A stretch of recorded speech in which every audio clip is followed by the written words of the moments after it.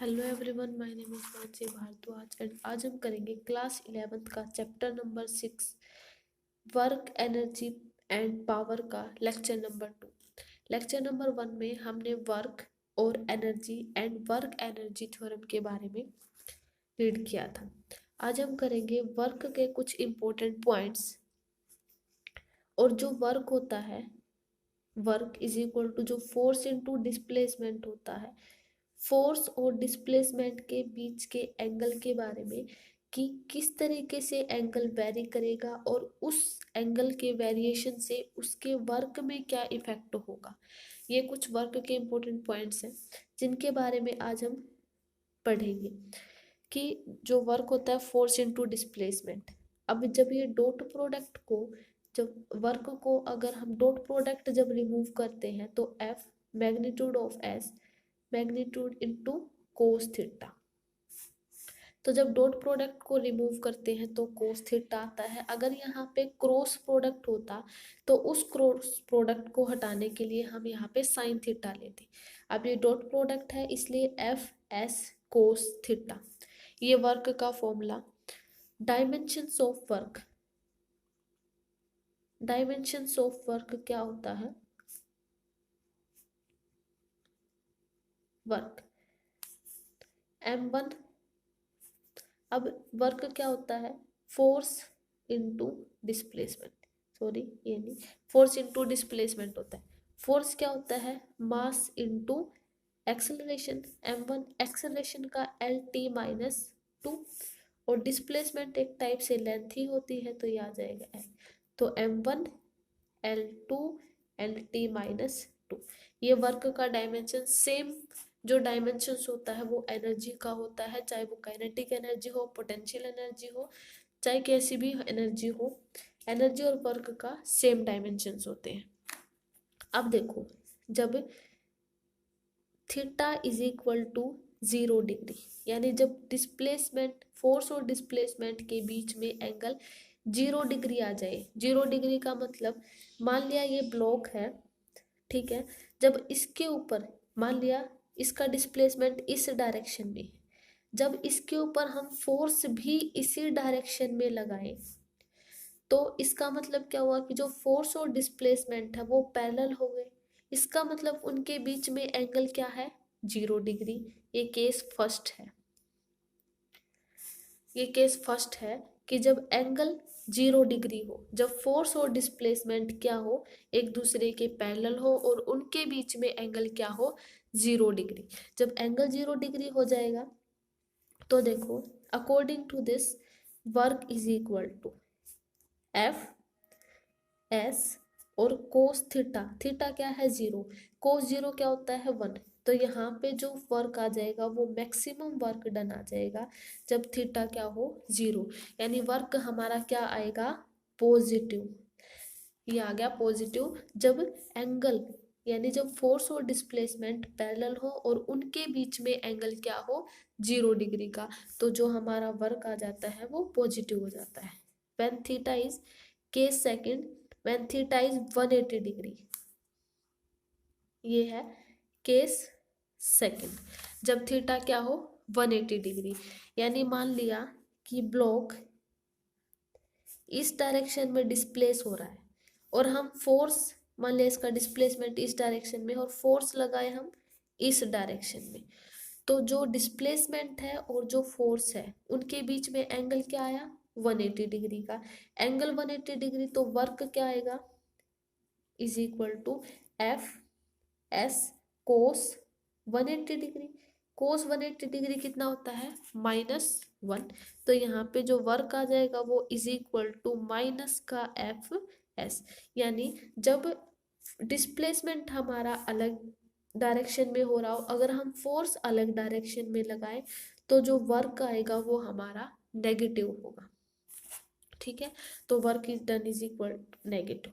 ठीक है, और अगर theta is 90 degree, theta 90 degree किस केस में होता है? केस सेकंड, जब हमें, केस थर्ड है ये, जब हमें क्या हो, मान लिया ये ब्लॉक दे दिया जाए, इसका फोर्स, मान लिया डिस्प्लेसमेंट इस डायरेक्शन में हो रहा है, ये थीटा 90 डिग्री कब हो सकता है? जब पूछा जाए कि इस ब्लॉक का ग्रेविटेशनल फोर्स बताओ, कि नीचे की ओर इसका जो ग्रेविटेशनल फोर्स है अगर वो पूछा जाए तो इसमें जो थीटा है वो 90 डिग्री आ जाता है। और हमेशा ग्रेविटेशनल के केस में जब पूछा जाए तो वर्क डन हमारा क्या होगा? 0। क्योंकि वर्क इज इक्वल टू, क्योंकि एंगल इनके बीच में 90 डिग्री, 90 डिग्री एंगल कब हो सकता है? जब ऑब्जेक्ट नीचे की ओर जा रही हो या फिर क्वेश्चन में ग्रेविटेशनल फोर्स पूछा हो। ग्रेविटेशनल फोर्स तभी हो सकता है जब हम फोर्स ऊपर की ओर लगाएं, जब फोर्स हम इसके पैरेलल, इसके जब ये ब्लॉक है इसके परपेंडिकुलर फोर्स लगाएं, है ना। जब परपेंडिकुलर फोर्स लगाएंगे और डिस्प्लेसमेंट हमारा उस फोर्स के परपेंडिकुलर हो रहा हो, जैसे वो केस कब बन सकता है? सिर्फ ग्रेविटेशनल के केस में। मान लिया हम इस डायरेक्शन में फोर्स लगाए और ऑब्जेक्ट हमारी नीचे की ओर गिरे, तो इस केस में थीटा क्या आ जाएगा? 90 डिग्री। ठीक है, तो जो इसमें एफ एस कोस 90 डिग्री और कोस 90 डिग्री क्या होता है? 0। अगर ये 0 आ गया तो वर्क डन हमारा टोटल कितना आ गया? 0। तो ये आ जाएगा। अब इसी के बेस पे एक न्यूमेरिकल करते हैं जिससे अच्छे से क्लियर हो जाएगा। देखो, जैसे ये मान लिया कोई ब्लॉक है, ठीक है, 10 किलोग्राम का कोई भी ब्लॉक है, इसके ऊपर हमने मान लिया 50 न्यूटन का फोर्स लगाया, ठीक है, और ये डिस्प्लेस हो गया। मान लिया 50 न्यूटन का फोर्स लगाया तो ये 10 किलोग्राम मान लिया यहाँ पे आके, और ये मान लिया 5 मीटर डिस्प्लेस हो गया अकॉर्डिंग टू दिस, कि 10 किलोग्राम का जब डिस्प्लेस बाय 5 मीटर, हमने जब इसके ऊपर न्यूटन, तो ये 5 मीटर डिस्प्लेस हो गया। ठीक है, तो क्वेश्चन में क्या, पहले हमें क्या निकालना है? फोर्स एंड फ्रिक्शनल फोर्स और मास 10 किलोग्राम। पहले हम फोर्स निकालेंगे, पहले वर्क डन। वर्क डन क्या होता है? Force into displacement. तो फोर्स कितना है? 50 न्यूटन इनटू डिस्प्लेस कितना हुआ? 5 मीटर तक, तो 250 वर्क डन जूल आ गया, 250 जूल, ये आ गया वर्क।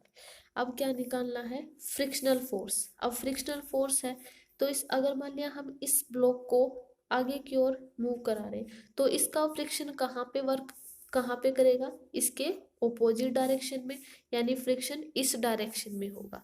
तो एफ के इज इक्वल टू, क्योंकि बॉडी मोशन में है, अगर बॉडी मोशन में होती है तो काइनेटिक फ्रिक्शन वर्क करता है, तो इसका मतलब एफ के यानी काइनेटिक फ्रिक्शन निकालेंगे। एफ के इज इक्वल टू म्यू के इंटू एन, क्योंकि हमें फ्रिक्शनल फोर्स चाहिए, म्यू के इंटू एन। अब देखो, नॉर्मल जो होता है, नॉर्मल, ये नॉर्मल होता है, नीचे की ओर कितना आ जाएगा? 10 जी, एम जी होता है नॉर्मल के ऑपोजिट, तो ये आ गया एम जी यानी 10 जी।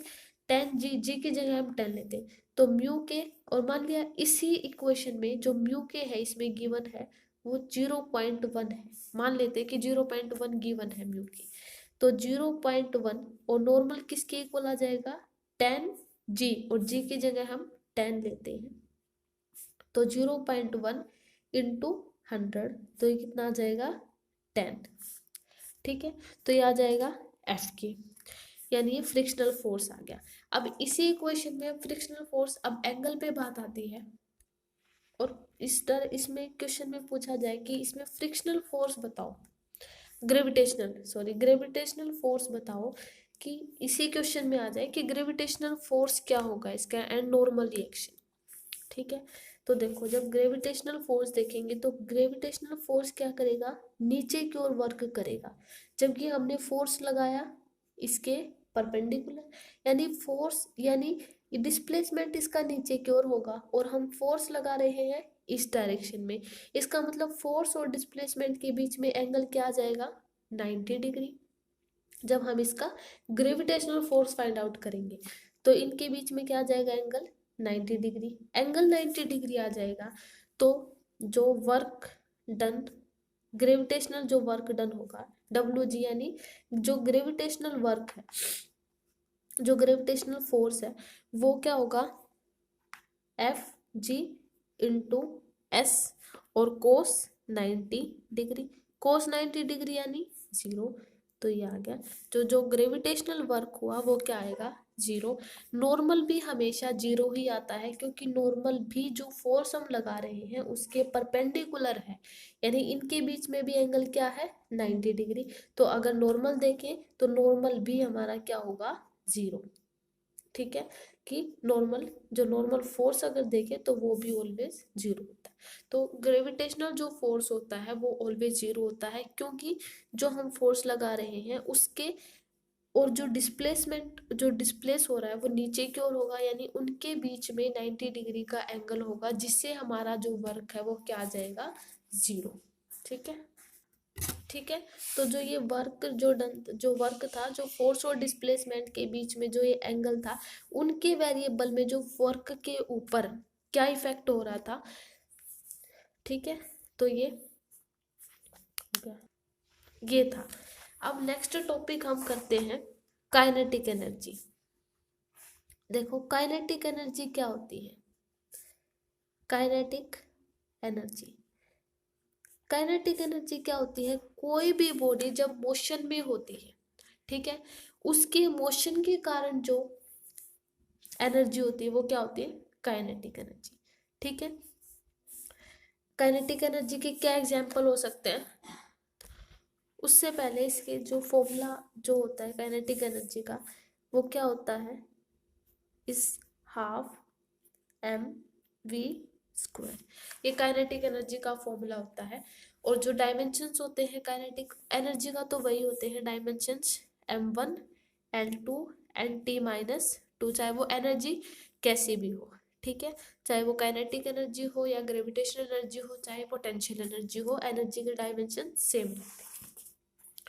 और काइनेटिक एनर्जी के जो जो एग्जाम्पल है, तो वो कोई भी जो मूविंग ऑब्जेक्ट होती है, ठीक है, जो मूविंग ऑब्जेक्ट उसके कारण, उसकी मोशन के कारण उसमें जो एनर्जी होती है, मान लिया कि कोई जो एक मूविंग कार है वो रोड पर चल रही है, उसमें जो कांस्टेंट स्पीड के साथ, तो उसमें जो मास और जो उसकी स्पीड कांस्टेंट है, तो उसमें भी काइनेटिक एनर्जी है।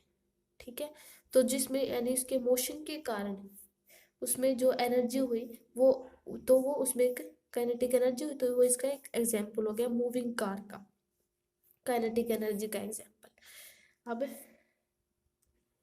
और जो काइनेटिक एनर्जी होती है वो एक स्केलर क्वांटिटी होती है, स्केलर क्वांटिटी यानी सिर्फ स्केलर क्वांटिटी यानी सिर्फ मैग्नीट्यूड होता है, डायरेक्शन नहीं होती। ठीक है, तो ये काइनेटिक यानी वो स्केलर क्वांटिटी होती है, काइनेटिक एनर्जी। अब जो work done by A variable force, अब जो वर्क डन है, अब तक हमने क्या किया था, सिर्फ कांस्टेंट फोर्स के लिए किया था। अब हम करेंगे work done by A variable force. ठीक है, अब देखो कि जो वर्क होता है, अगर हम डिस्प्लेसमेंट को, वर्क जो होता है फोर्स इनटू डिस्प्लेसमेंट, ठीक है, एफ इंटू यानी एफ इंटू डेल एक्स जो डिस्प्लेसमेंट है। अब इसमें जो डेल एक्स है, मान लिया कि अगर डिस्प्लेसमेंट यानी इसको, अगर डेल एक्स को हम स्मॉल लें, अगर डेल एक्स मान लिया स्मॉल ले लिया, तो हम क्या कह सकते हैं कि जो हमारा फोर्स है वो अप्रोक्सीमेटली कांस्टेंट आ जाएगा। इसका मतलब क्या हुआ कि मान लिया कि हमने कोई फोर्स लगाया और डिस्प्लेसमेंट बिल्कुल थोड़ा सा हुआ, बिल्कुल थोड़ा सा, तो हम क्या कह सकते हैं कि हमारा जो फोर्स है एक टाइप से कांस्टेंट ही होगा, एक टाइप से ऐसे ही हो सकता है कि उस पर फोर्स नहीं, एक टाइप से कांस्टेंट मतलब कि ऐसा उस पर फोर्स ही नहीं लगा, बिल्कुल स्मॉल डिस्प्लेसमेंट आया उसमें, यानी फोर्स को, उस केस में हम फोर्स को क्या नियरली कांस्टेंट ले लेते हैं। ठीक है, तो इसको मान लिया इस तरीके से, del W is equal to F X del X, ये लिख दिया। ठीक है, एफ एक्स डेल एक्स। अगर मान लिया इस केस में, ठीक है, सब स्मॉल इंटरवल, जब स्मॉल डेल एक्स क्या लिया था स्मॉल, तो हमने फोर्स कांस्टेंट मान लिया था, और ये इक्वेशन लिख दी, मान लिया इक्वेशन फर्स्ट।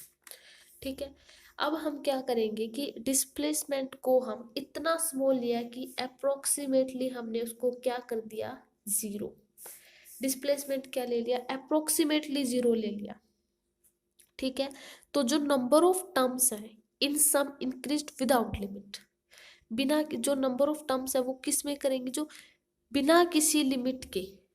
यानी देखो कि हम इसको कैसे लिखेंगे वर्क को, जब हमारा डिस्प्लेसमेंट अप्रोक्सीमेटली जीरो पे पहुंच गया, अप्रोचेज टू जीरो, तो इसको कैसे लिखेंगे, limit del X tend to zero, ठीक है, summation X I to X F. अब ये क्यों लिया, ये एक्स आई टू एक्स, अब ये समेशन क्यों लिया, क्योंकि जब हमने स्मॉल इंटरवल, क्योंकि स्मॉल डिस्प्लेसमेंट आया था, तो उसमें हमें क्या करना, क्या करेंगे, इनिशियल और फाइनल दोनों पोजीशन को ऐड कर देंगे, ठीक है, इसलिए हमने समेशन लिया X I to X F, F X del X, ठीक है। अब देखो, अब सिर्फ ये इनिशियल और फाइनल पोजीशन हमने लिया, अब देखो ये जो वर्क है सिर्फ इनिशियल और फाइनल पोजीशन पर डिपेंड करेगा, यानी बीच में कितना स्मॉल डिस्प्लेसमेंट आया उसके बारे में नहीं, सिर्फ इनिशियल और फाइनल पोजीशन, यानी जो फोर्स सिर्फ इनिशियल और फाइनल पोजीशन पे वर्क करता है, ठीक है, तो वो कौन सा फोर्स होता है, कंजर्वेटिव फोर्स, ठीक है। तो यानी यहाँ पे क्या होगा, कंजर्वेटिव फोर्स यूज हुआ, क्योंकि सिर्फ इनिशियल और फाइनल पोजीशन ही इसमें ली गई, तो एफ एक्स डेल एक्स। अब देखो जब del X approaches to zero, यानी जब हम, ये हो गया at a small interval of time, बोते स्मॉल डिस्प्लेसमेंट पर देखेंगे, तो ये कितना आ जाएगा कि लिमिट यहाँ से हट जाएगी, और जो समेशन होगा इसको हम, जो समेशन है वो इंटीग्रेशन में चेंज हो जाएगा X I to X F और एफ एक्स डी एक्स।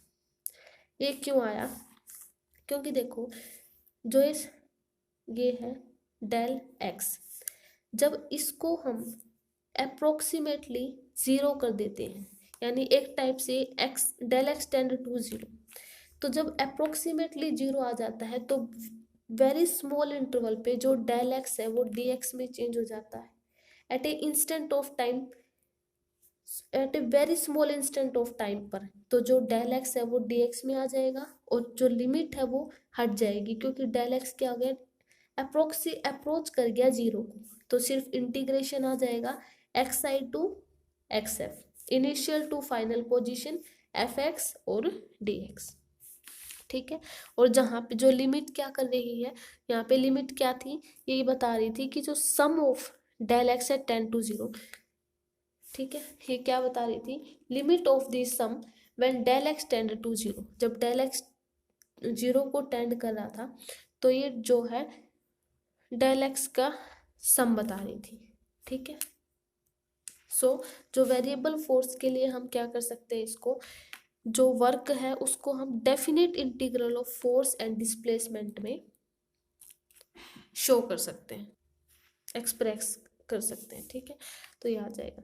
अब वर्क एनर्जी थ्योरम करेंगे फॉर ए वेरिएबल फोर्स के लिए, work energy theorem for a variable force, जब फोर्स वेरी कर रहा हो,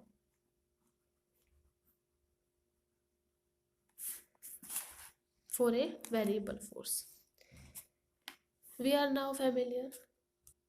जो प्रीवियस लेक्चर में हमने जो वर्क एनर्जी थ्योरम की थी उसमें क्या आया था कि जो चेंज इन काइनेटिक एनर्जी, जो काइनेटिक एनर्जी में चेंज आया था पार्टिकल में, वो किसके इक्वल आया था, वर्क डन ऑन इट, ठीक है।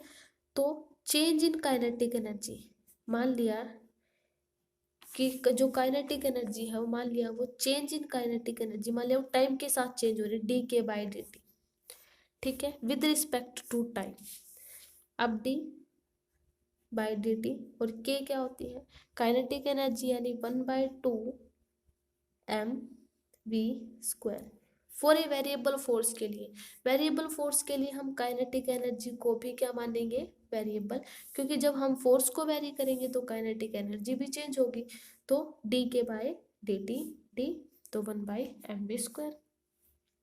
अब क्या आ जाएगा, तो इसको हम कैसे लिख सकते हैं, M D V by D T और v ऐसे लिख सकते हैं इसको हम, ठीक है, M D V by D T और भी, ठीक है, ये आ जाएगा। अब M D V by D T क्या होता है, एक्सेलरेशन, तो ये आ जाएगा ए और ये आ जाएगा वी। अब एम इंटू के according to Newton second law of motion, m into a क्या होता है, फोर्स इंटू वी, ये आ जाएगा D K by D T is equal to F dot V, ठीक है, यानी ये आ जाएगा F D X by D T, यानी इसको हम ऐसे भी लिख सकते हैं, एफ वेलोसिटी क्या होती है, एक टाइप से displacement by time, F D X by D T, ये आ जाएगा D K by D T, ठीक है, यानी डी टी से डी टी गया, यानी डी के इक्वल टू किसके इक्वल आ सकता है, F dot D x, F dot D x के इक्वल आ गया, ठीक है। अब इसका टोटल इंटीग्रेशन, क्योंकि हमें समेशन चाहिए पूरे इंटरवल में, ठीक है, तो पूरे इंटरवल में यानी kinetic energy at initial point and kinetic energy at final point पर, ठीक है, डी के इज इक्वल टू फोर्स भी क्या, जो डिस्प्लेसमेंट है एट इनिशियल पर एंड जो फाइनल पोजीशन है इस पर, एफ डॉट डी एक्स, ठीक है। तो यहाँ से क्या आ जाएगा, के एफ माइनस के आई यानी change in kinetic energy is equal to same किसके इक्वल आया, वर्क डन के, क्योंकि फोर्स इनटू डिस्प्लेसमेंट क्या होता है, वर्क डन, ठीक है। तो change in kinetic energy variable force के लिए था, वेरिएबल फोर्स के लिए था, जो वर्क एनर्जी थ्योरम थी फॉर ए वेरिएबल फोर्स, तो change in kinetic energy is equal to work done के इक्वल है, ठीक है। अब देखो जो वर्क एनर्जी थ्योरम थी, के f minus K i is equal to work done, जो ये थी, और जो Newton second law of motion था, इन दोनों में यहाँ से एक इम्पोर्टेंट पॉइंट आया कि जो Newton second law of motion था, जो न्यूटन सेकंड लॉ क्या था,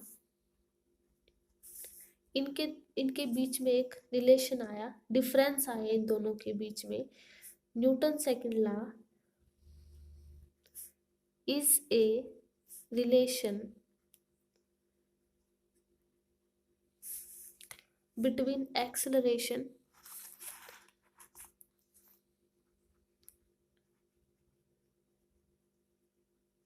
and force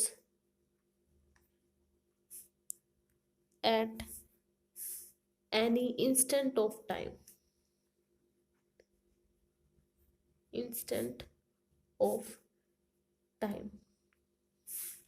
मतलब कि जो न्यूटन सेकंड लॉ में जो एक्सेलरेशन और फोर्स के बीच में जो रिलेशन आया था वो एक इंस्टेंट ऑफ टाइम पर था, यानी एक टाइम कि मान लिया जो फोर्स और एक्सेलरेशन, क्योंकि F is equal to M में होता है न्यूटन सेकंड लॉ में, कि मान लिया फोर्स दे दिया गया और एक इंस्टेंट ऑफ टाइम पर था, यानी एक सिर्फ इंटरवल नहीं दिया गया था टाइम का, सिर्फ एक इंस्टेंट, एक टाइम की एक वैल्यू दी गई थी।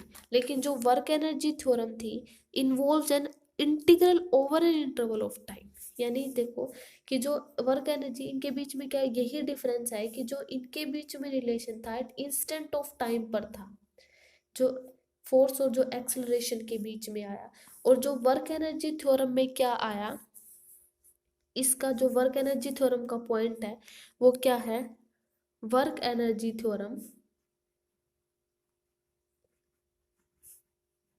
involves an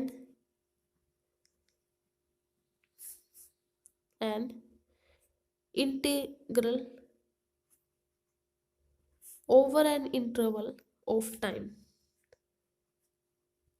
over an interval of time, मतलब जैसे ये आया कि के f minus K i is equal to work done के इक्वल आया, मतलब देखो कि जो काइनेटिक एनर्जी में चेंज आया, काइनेटिक एनर्जी में चेंज क्यों आया, क्योंकि टाइम के चेंज होने से, है ना, टाइम का चेंज हुआ, यानी मान लिया 1 सेकंड में काइनेटिक एनर्जी इतनी थी और अगली 2 सेकंड में काइनेटिक एनर्जी इतनी है, यानी टाइम के जो इंटरवल में चेंज आने के कारण जो काइनेटिक एनर्जी में चेंज आया, यानी इसका मतलब क्या हुआ कि जो वर्क एनर्जी थ्योरम थी over an interval of time पर बेस है, लेकिन जो न्यूटन सेकंड लॉ जो फोर्स और एक्सेलरेशन के बीच में जो रिलेशन आया वो एक इंस्टेंट ऑफ टाइम पर आया था, और इसमें over an interval of time पे।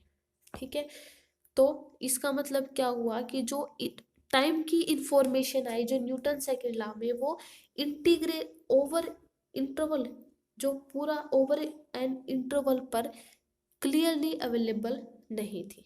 ठीक है, यानी वो सिर्फ इंस्टेंट ऑफ टाइम पर थी, इंटरवल पर, पूरे इंटरवल पर क्लियरली नहीं थी वो। ठीक है, ये इसलिए जो वर्क एनर्जी थ्योरम थी वो पूरे इंटरवल पर अवेलेबल थी, कि ओवर एन इंटरवल पे वो वर्क कर रही थी, और Newton second law over an interval पर नहीं था, वो सिर्फ इंस्टेंट ऑफ टाइम पर था। ठीक है, और एक दूसरा जो इससे दूसरी ऑब्जर्वेशन क्या आई कि जो न्यूटन सेकंड लॉ था वो क्या था, 2 और 3 डायमेंशंस में वेक्टर फॉर्म में आया था, क्योंकि हम जो न्यूटन सेकंड लॉ हम ऐसे कर रहे थे कि एक्स डायरेक्शन में, वाई डायरेक्शन में और जेड डायरेक्शन में जो फोर्स ले रहे थे, उससे हम इजीली अनदर जो इसके अलग अलग जो डायमेंशंस आए, ठीक है, तो अलग अलग डायमेंशंस आए उनको वेक्टर फॉर्म में दिखा रहे थे। जो वर्क एनर्जी थ्योरम थी वो स्केलर फॉर्म में आई। Work energy theorem scalar form में क्यों आई, क्योंकि काइनेटिक एनर्जी क्या है, स्केलर फॉर्म, एनर्जी भी स्केलर फॉर्म, और जो वर्क वो भी क्या है, एक स्केलर, तो इसलिए उनके जो आए, तो वर्क एनर्जी थ्योरम क्या थी, एक स्केलर फॉर्म में थी।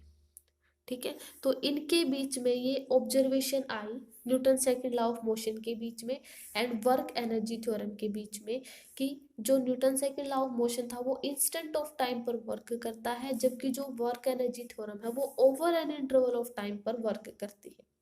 और जो Newton second law of motion है वो क्या करता है, 2 और 3 डायमेंशंस में वेक्टर फॉर्म में रिप्रेजेंट होता है, जबकि जो वर्क एनर्जी थ्योरम है वो क्या करती है, स्केलर फॉर्म में रिप्रेजेंट होती है। ठीक है, अब देखो नेक्स्ट आती है potential energy. Potential energy, potential energy की नोटेशन VH, ये नहीं सॉरी ये आ गया VH। अब VH is equal to mgh, जो पोटेंशियल एनर्जी हमारी mgh होती है। ठीक है, mgh होती है। अब जो types of potential energy, types of potential energy, potential energy क्या होती है उससे पहले ये देखेंगे पोटेंशियल एनर्जी होती क्या है।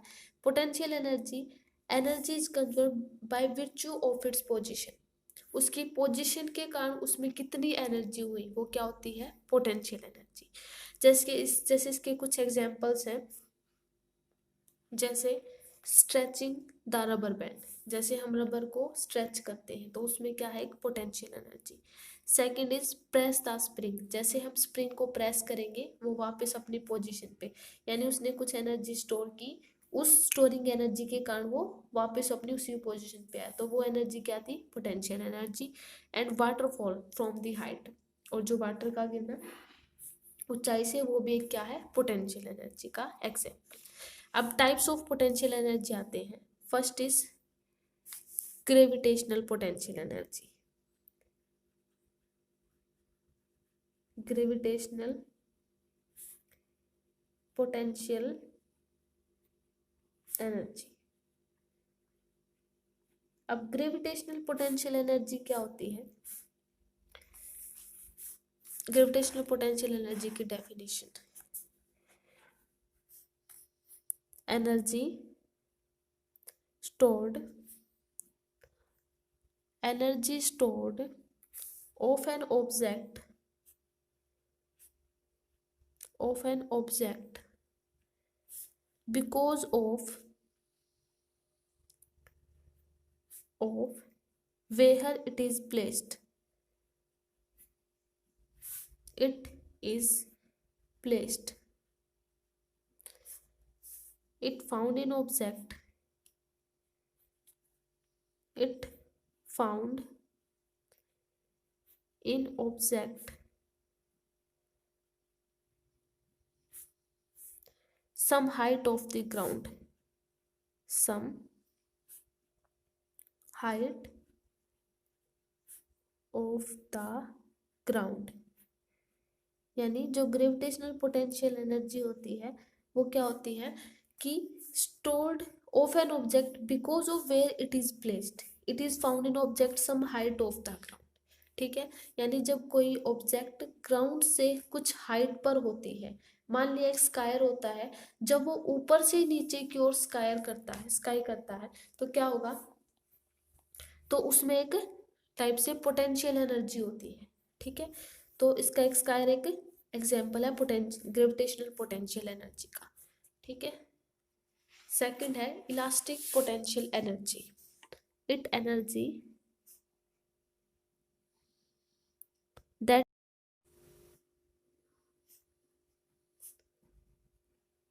that is stored by the force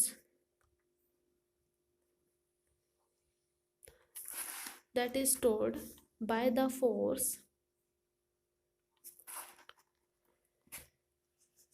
within a distorted within a distorted elastic object।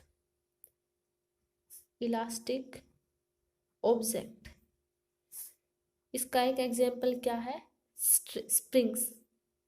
यानी जब हम स्प्रिंग को क्या करते हैं, स्प्रिंग को जब हम प्रेस करते हैं, ठीक है, तो वापस अपनी उसी पोजीशन पे आया, तो उसने क्या किया, जो उसकी इलास्टिक ऑब्जेक्ट है उसको जो इलास्टिक उसकी वो थी उसको क्या किया, डिस्टोर्ट उसकी पोजीशन को डिस्टोर्ट किया, वापस अपनी उसी पोजीशन पे आ गई, उसमें कुछ एनर्जी स्टोर हुई और वो एनर्जी कौन सी थी, इलास्टिक पोटेंशियल एनर्जी। ठीक है, और अपनी उसी पोजीशन पे आ गया। स्प्रिंग इसका एक एग्जाम्पल है, like spring. Third is chemical potential energy. Chemical potential energy. it energy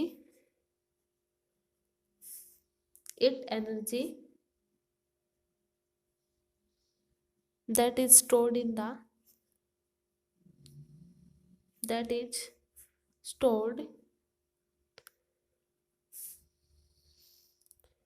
the bonds between atoms or molecule, in the bonds between atoms and molecules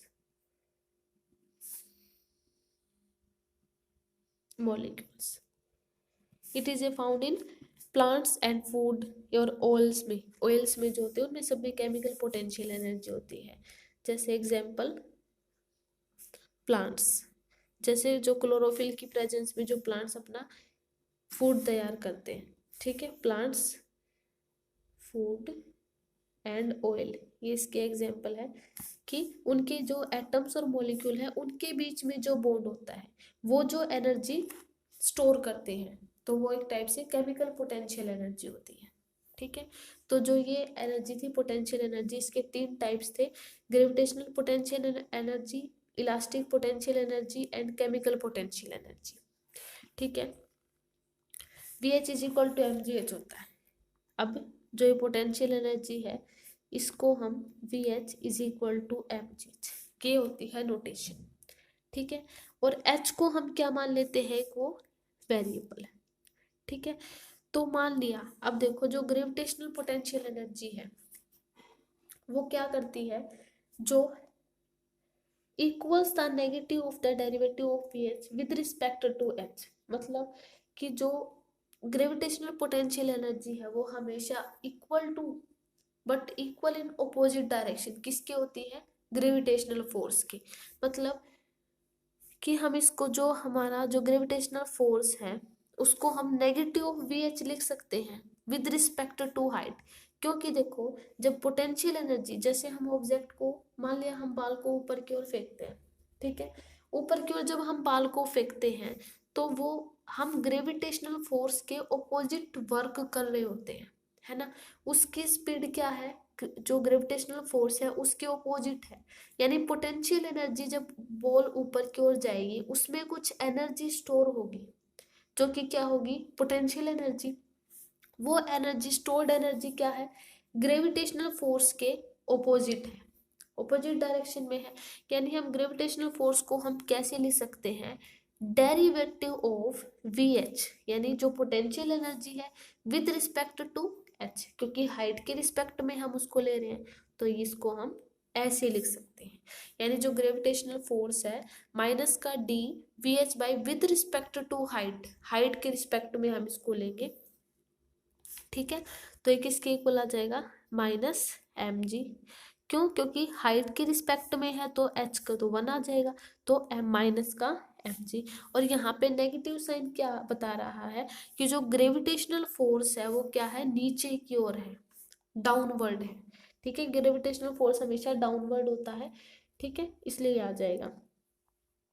तो इसको हम, ये आगे इक्वेशन, जब हम बाल को ऊपर की ओर फेंकते हैं तो जब वो नीचे ग्राउंड पर पहुंचने से पहले, क्योंकि ग्रेविटेशनल फोर्स क्या है, नीचे की ओर डाउनवर्ड वर्क कर रहा है, इसलिए माइनस का एम जी, ठीक है।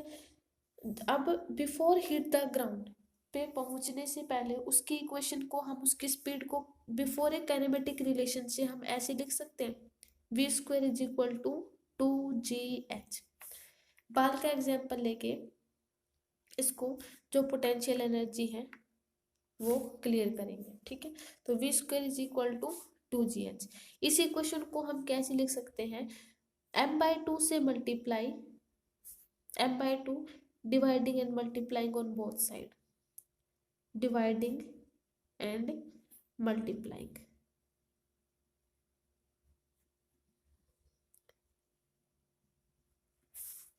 ठीक, सॉरी मल्टीप्लाई करेंगे, डिवाइड नहीं, मल्टीप्लाइंग करेंगे m/2 से, तो यहाँ पे 1/2 M V square is equal to, इसको करेंगे तो ये कितना आ जाएगा, एम जी एच, ठीक है।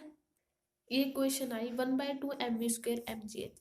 इसका मतलब यहाँ से क्या शो हुआ कि जो ग्रेविटेशनल पोटेंशियल एनर्जी है ऑब्जेक्ट की किसी भी हाइट एच पर, ठीक है, जब हम ऑब्जेक्ट को मान लिया हाइट एच पर हमने ऑब्जेक्ट को ऊपर की ओर फेंका, तो वो वापस इंक्रीजिंग स्पीड के साथ नीचे आई, है ना। और उस इंक्रीजिंग स्पीड जो ऑब्जेक्ट की आई वो अपने आप को मैनिफेस्ट कर रही है kinetic energy of the object, यानी अपने आप को वो काइनेटिक एनर्जी में शो कर रही है ना, क्योंकि इंक्रीजिंग स्पीड आई, हमने वो ऑब्जेक्ट को ऊपर की ओर फेंका था, उसने पोटेंशियल एनर्जी को क्या किया, स्टोर किया, और वापस वो अब इंक्रीजिंग स्पीड के साथ आए, इसका मतलब जो पोटेंशियल ग्रेविटेशनल पोटेंशियल एनर्जी है अपने आप को काइनेटिक एनर्जी में उसने चेंज किया। तो यहाँ से ये आया कि 1/2 M V square is equal to M G H, ठीक है। यहाँ से यही शो हुआ कि जब हम ऑब्जेक्ट को ऊपर की ओर फेंकते हैं तो जो उसकी ग्रेविटेशनल पोटेंशियल एनर्जी है वो अपने आप को काइनेटिक एनर्जी में शो कर देती है before, because it increasing speed, ठीक है। तो ये थी पोटेंशियल एनर्जी, ठीक है। नेक्स्ट लेक्चर में हम मैकेनिकल एनर्जी और उसके जो कंजर्वेशन ऑफ मैकेनिकल एनर्जी पे पढ़ेंगे, ठीक है। आज के लिए इतना ही, ओके, थैंक यू।